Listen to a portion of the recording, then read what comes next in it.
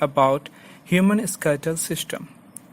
So before we do that, before we even get into skeletal system, I will talk about some specific terminology, some specific term, that is axial bone and appendicular bone. We can also say axial and appendicular skeleton system. The number of bones are following. In the axial bone, total number of bone is 80. In the appendicular bone, total number of bone is 126.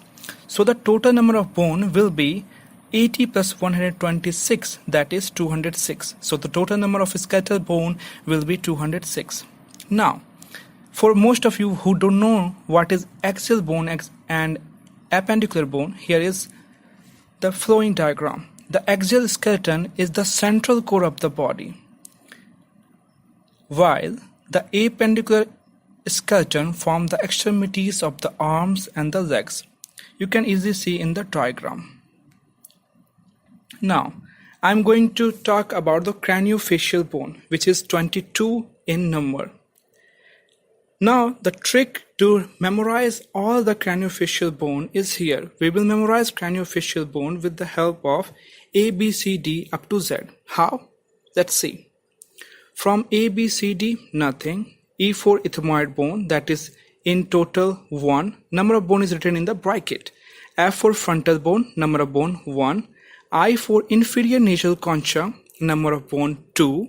J and K, nothing. L for lacrimal bone, number of bone is 2. M for maxilla, number of bone is 2. Mandible, number of bone is 1. N for nasal bone, number of bone is 2. O for occipital, number of bone is 1.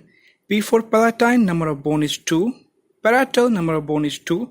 Q and R, nothing. S for sphenoid, number of bone is 1. T for temporal, number of bone is 2. U for nothing. V for wormer, W, X, Y, Z, nothing. Z for zygomatic, number of bone is 2. Now add all the bone and number of bone will be 22, as I said you already in the beginning.